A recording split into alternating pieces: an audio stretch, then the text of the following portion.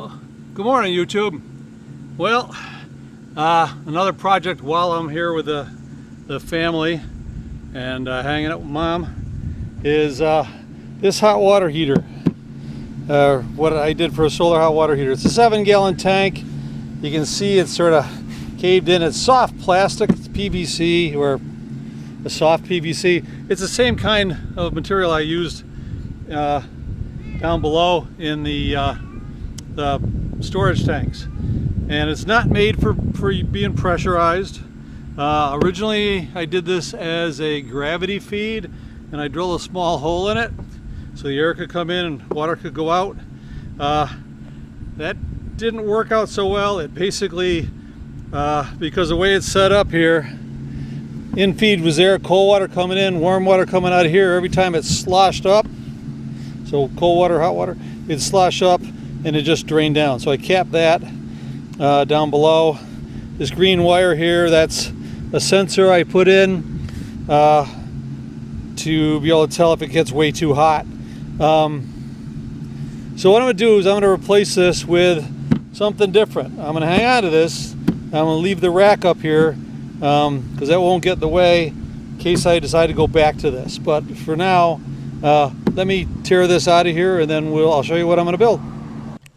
Well, the original tank is a 7-gallon tank, and you've probably seen videos of people taking a 10-foot 4-inch PVC pipe, mounting on top of there, usually a lot of times vans, and that would be 6.53 gallons, so pretty comparable.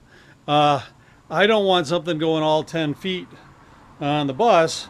So what I did, or am doing, is I added a couple of elbows.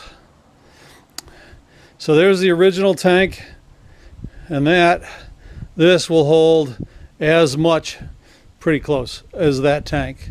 So what I got to do is I'm going to get this all glued together. I got end caps to go on it.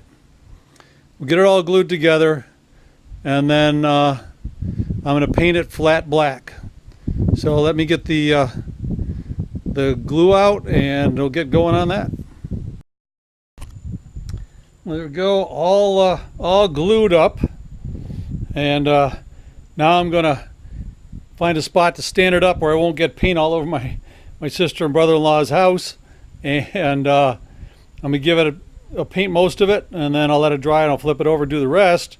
But before I do that, I just wanted to say a little word about the cement. I always buy the all-purpose cement. They've got it made just for PVC, just for PARA, CPVC, which is, I think, is the yellow stuff, Y, and ABS, which is the black sewer pipe, mostly. Well, it's black pipe. This all-purpose will glue it all up. If you buy a specific kind of glue, like let's say you buy PVC glue and you're going to use it on ABS, it may not hold very well, if it holds at all. I use the all-purpose because that way, no matter what I got, where I am, it'll work. So, yeah, just a word on that. So now I'm going to paint this flat black.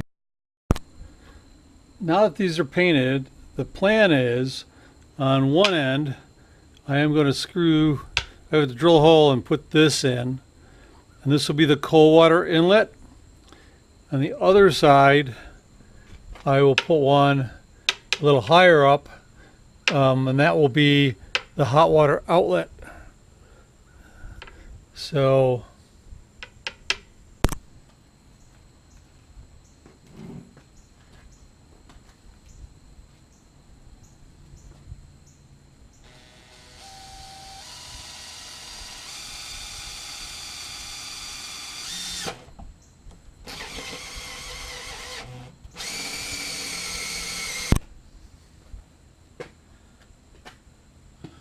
Alright, so the tricky part is getting this in and seated. This should cut its own threads. It's plastic.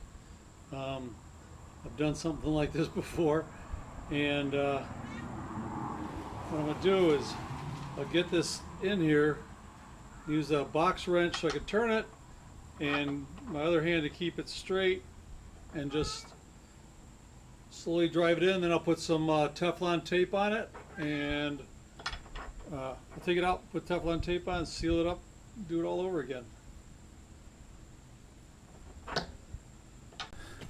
So I don't think I'm going to even use tape because this went in nice and tight. I mean, cutting into the plastic, no slop to the thread at all. But important is not to over tighten it, because if I tighten this down so that this edge hits, I might just strip the threads right out. So I'll get the other side and we'll move on from there. So I got the inlet and the outlet, and what I want to do is put on this valve.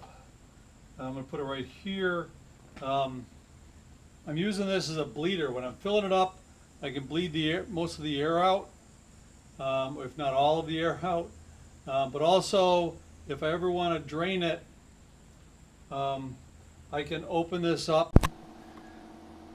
On the inside, I had to do a little reconfiguring because of the problems I had before. The way this was, the only reason this could disconnect is I had to take the sealant down. This went on the other side.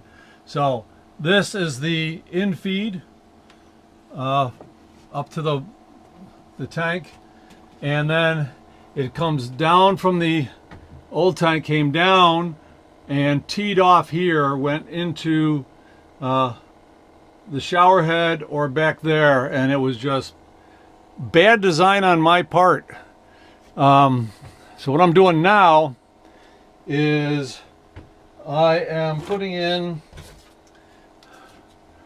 I'm bringing it down over here to the T, so it goes over. That's the spray head that I've been using, and I'm going to put this just below the ceiling, and so this will bring it to the rain shower head I have.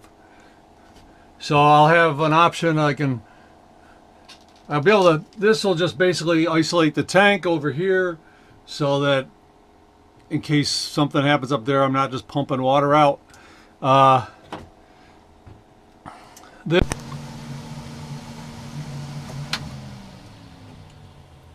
those who are wondering, what I'm using is I am using PEX, but the type, there's a couple different kinds of connectors. I like this one.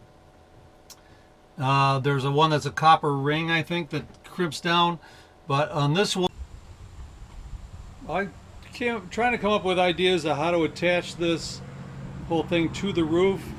I mean, I went through a wooden cradle with some big bolts, or a U-clamp. I can't really get to enough of the ceiling unless I want bolts sticking through, and I don't really want that. And then I ran across these. They're made for hanging pipes from the ceiling. I'm going to take the twist out of it so that this goes around the pipe and this lays flat down on the roof, and I can screw it down in with some caulk. And I'm going to put two in the front to keep it from sliding this way, and one on either side to keep it from going that way. And that should hold it. Well, there we are, connected. It's not going to go anywhere. And okay, so I've got it hooked up now, and nice rain shower. This a lot more pressure than I had before. A lot more pressure than I had before, so that's good. And last improvement on this. So I did have to rebuild it, but because I had some leaks, glue didn't take. So anyway, that's it for this time, YouTube, and I'm going to be on the road, and see you in the next video.